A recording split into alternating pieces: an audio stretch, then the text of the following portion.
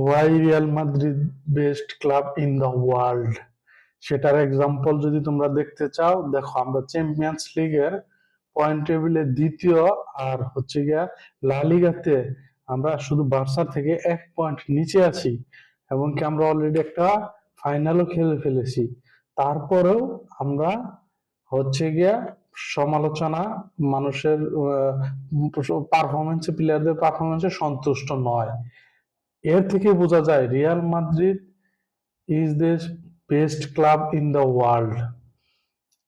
এটার সেরা এক্সাম্পল হচ্ছে, তুমি দেখো বার্সেলোনা যখন প্রাইম টাইম থাকে তার সেরা রাইভাল কে? Real Madrid. বায়ার্ন মিউনিক যখন প্রাইম টাইম থাকে তখন তার সেরা রাইভাল কে? Real Madrid. যখন ম্যান সিটি সেরা প্রাইম টাইম থাকে তখন তার সেরা রাইভাল কে? Real Madrid.